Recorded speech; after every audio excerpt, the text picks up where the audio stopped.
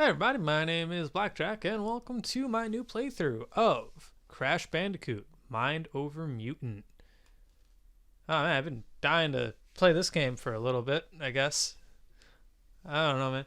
And as you can tell, this game's really fucking buggy, man. Like 10 seconds into the game and we're already having audio glitches. The best. Alright. Yeah, as you can tell, that's not supposed to happen. I don't know why it's happening like that. But yeah, this game was developed by Radical Entertainment, I believe. We're going to be seeing their logo for in a second. Oh, here it is. And again, not supposed to be playing these audio glitches. I don't know why that's happening. But yeah, I believe it was published by Sierra, if I'm not mistaken. But yeah, other than that, welcome to Crash Mind Over Mutants. We're going to be seeing some mutants throughout this game. We're playing as Crash Bandicoot. If you guys haven't played this game, it's actually kind of fun. It's weird. It's both fun and not fun at the same time. Like it's a weird thing. But I do really like this game for its humor, other than kicking a ghost in the dick. Dick Kick City, bro. But yeah, this game's actually pretty fun.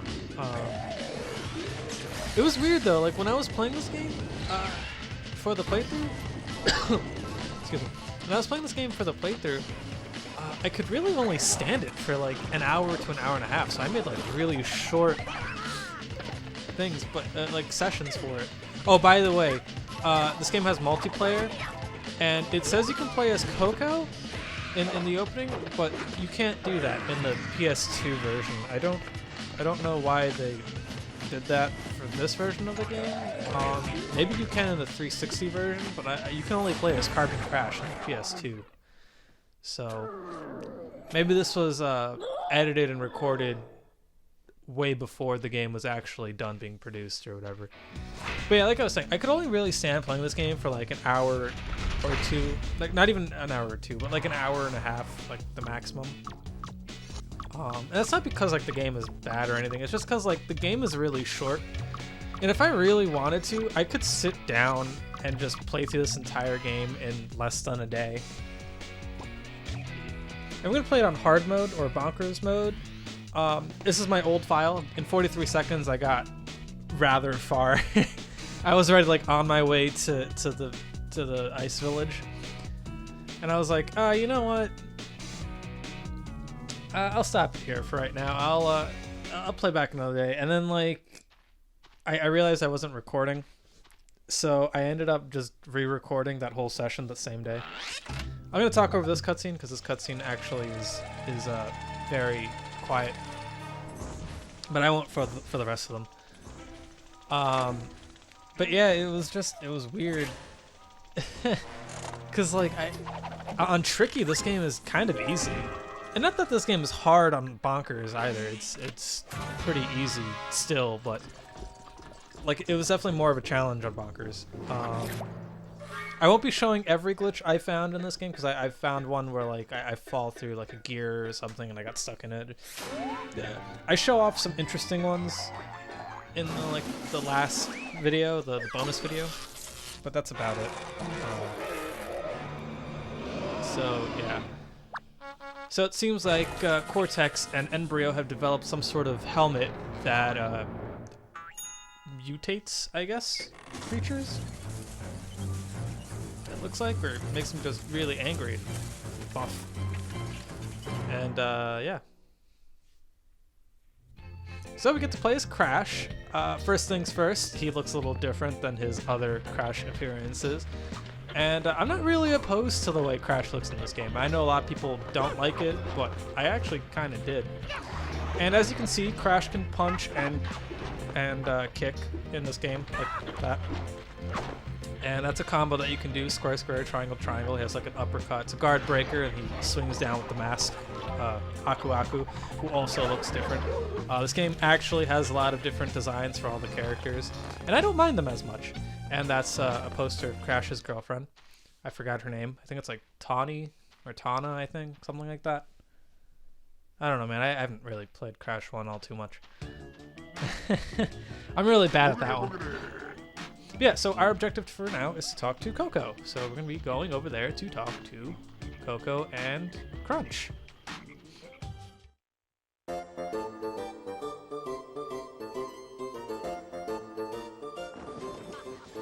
Oh, stupid thing, work! Wow, we should clean this place up, children. It's been like a metric year. Who's gonna make us? You? I don't think so. Okay, guess I'll just say some catchphrases. Drink lemonade, vitamin C. Ow! Hot, hot, hot! Ah, gotcha.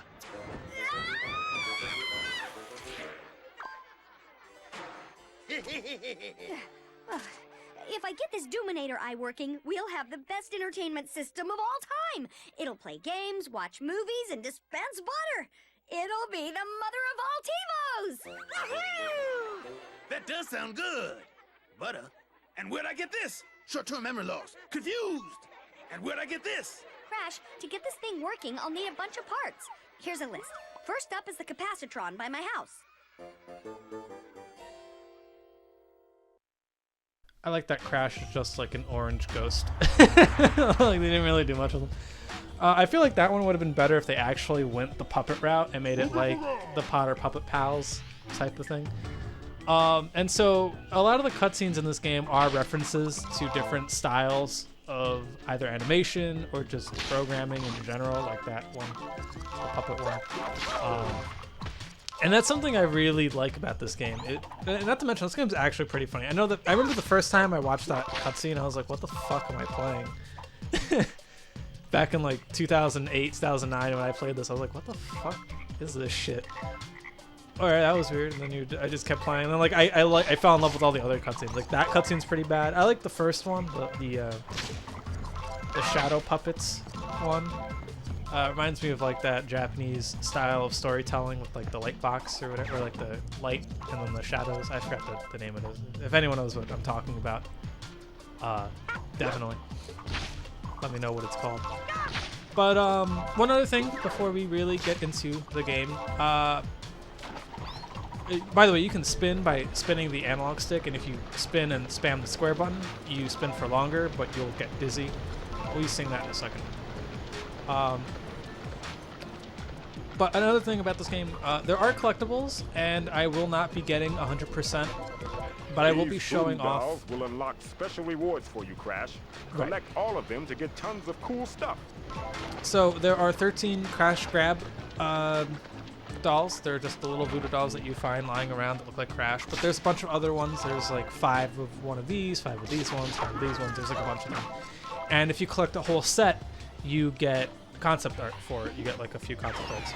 So these digging spots, normally what you would do is just spin to start digging, and you dig with the square button. But you can also do a spin attack mid-air, which you do by jumping in the air and then holding square and then letting go to dive down to do that. So the first mission is to collect these capacitrons for Coco. That's our first mission. 6 of them. I'm going to be meeting probably my favorite small enemy in the game. These guys are known as the rat missions.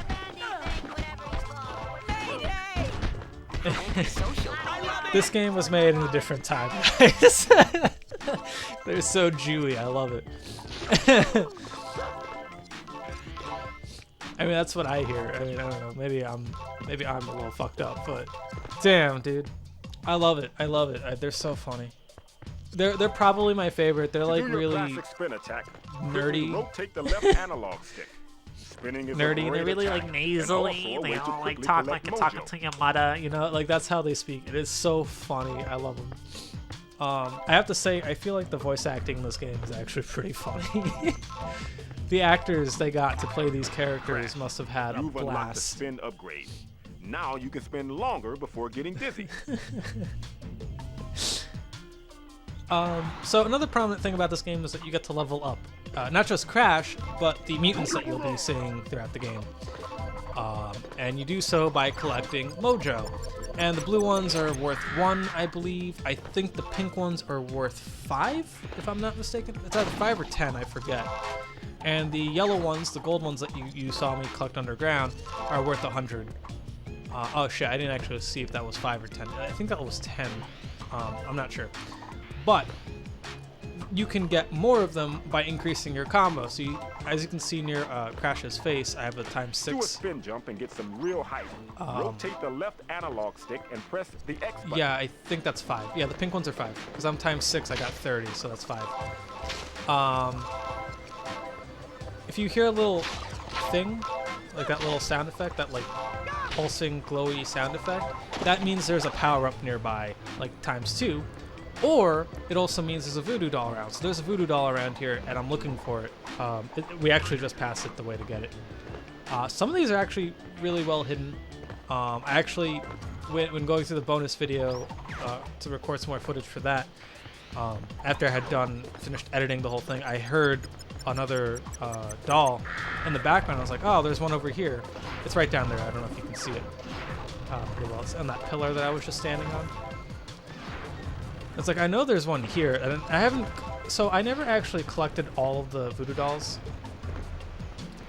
before, and I actually never collected all the skins either before this playthrough, so that was pretty neat actually doing that.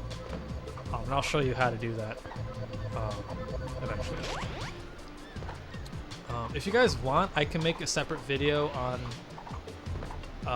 how to collect the skins, but for the time being, I just have them like shortened up for the bonus video. I'm not gonna make this playthrough super long, like super long parts, like an hour long or whatever. I'm gonna try and stick around half hour. I figured that's probably the best time to enjoy a Crash Bandicoot thing. But I also found like just rather decent stopping points for some of these. But yeah, this game was pretty fun to record, all things considered. Other than like the few like heartaches I had with the jumping. So the jumping, not that you can really tell from video, but the jumping is a little awkward. So Crash's jump is really floaty for the first jump, which is fine, but it's his double jump that like messes me over, because his double jump isn't used to gain height like other 3D platformers. His second jump actually is just a recovery to keep him in air for a little bit. He doesn't actually gain much height. This item indicates a mojo challenge for you. You'll be constrained by special rules, but if you succeed, you'll gain a valuable treasure of mojo. Okay, so as Aku Aku was saying, which by the way, Aku Aku isn't your health bar in this game, that's what that red bar is. Aku Aku in this game actually is a defensive item. If you hold R1, he protects Crash. Not that it's useful in bonkers difficulty, because a lot of the mutants will just break through your thing anyway. But Aku Aku also is used to hijack them. Hijack mutants. So that's what he's in this game for. I like Aku Aku's design too. I thought that was a pretty neat like way to do it. So we're about to get 1200 times 12. Is broken.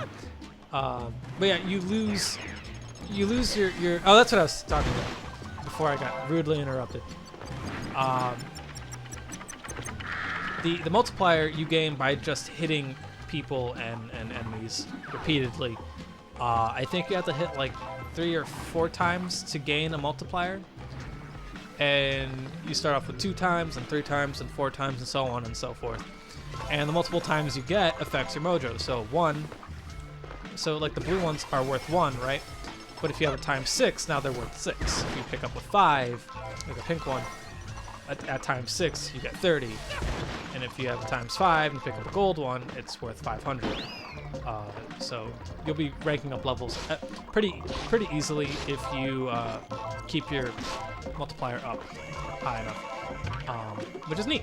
This power-up right here is the little shoe power-up. It makes you run faster, but it also gives you a one-hit kill for the small enemies. Why did I do that? Why did I run into that? I'm such an idiot. Oops.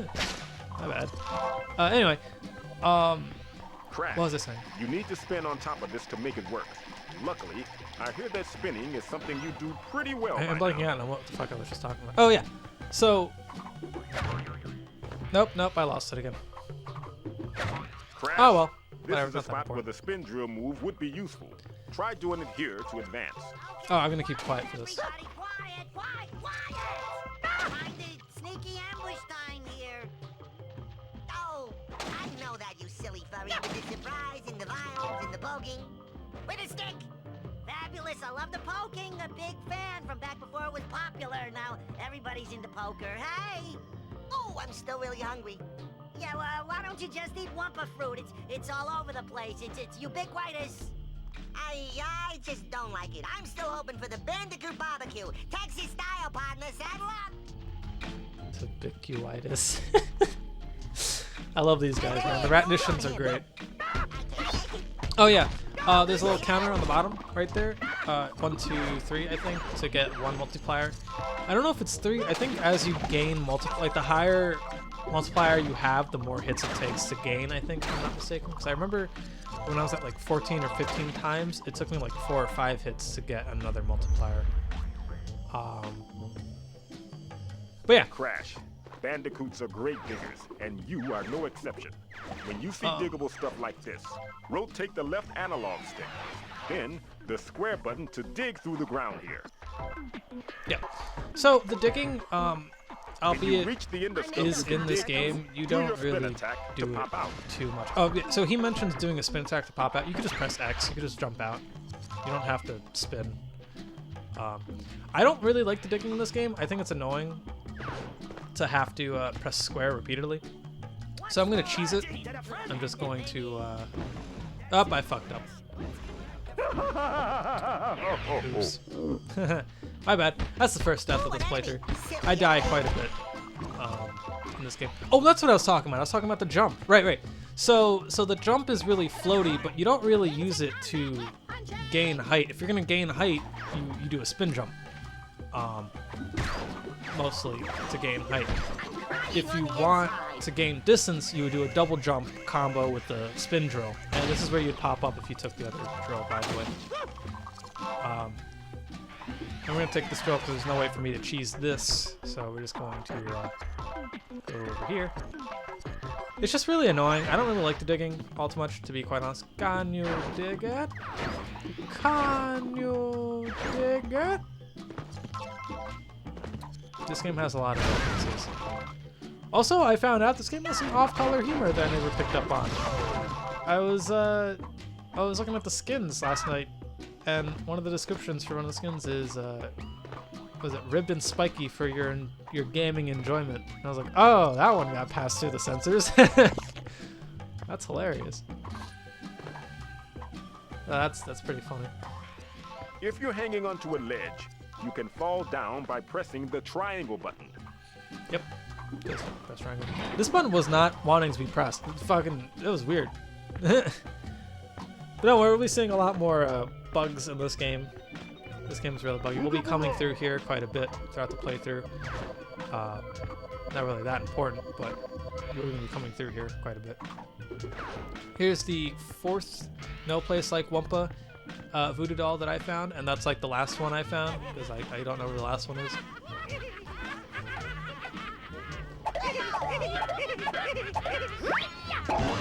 I like how everyone here on this island is Here insane. they come! Get ready! They're all insane, and you're gonna be seeing that in a minute. Like, you're gonna be seeing it. They're all crazy fucking people. Oh, my spleen! One of my favorite quotes is, my body, I love it like a brother. That shit killed me when I heard it. Oh my god. So Crash's wall jump, or the chimney jump as it's called, is not that good either. He Windy goes here, left and Crash. right with no You'll distance. have to time your jump when the wind is low to safely reach the other side. Yeah, this wind mechanic is a lot more prominent in the Bonkers version, at least to my knowledge. I haven't played Tricky in a while, so I don't remember, but that was like the only place I remembered where the wind was, but after playing this game again, there's a lot more wind than what I thought. Remember when I said this game was multiplayer? Well, you can play the entire game with Carbon Crash, who is the second player. We'll be seeing him in the bonus video at the end of the playthrough. But one way that the game incentivizes you to do it is by these 2-player puzzles right over here. If we jump up here. Oh wait, no, I did get the last one. All right, To nice. use this crash, you'll need a little help from a friend. Another person balancing on the other end would make it much easier. It would, but I like doing it my way. Oh, I did get the last Go one. into your house on Wumpa Island and check out the concept art. Shit, I thought that was a crash grab. My bad. I never noticed, but there's actually a level up fruit up there on the top. We can't get it yet because we don't have the right mutant, but yeah. Well Maybe you can done. if you glitch it. We've got all the parts. That does it for this video though, guys. I will This see you cave is a guys shortcut. in the next one. Peace out.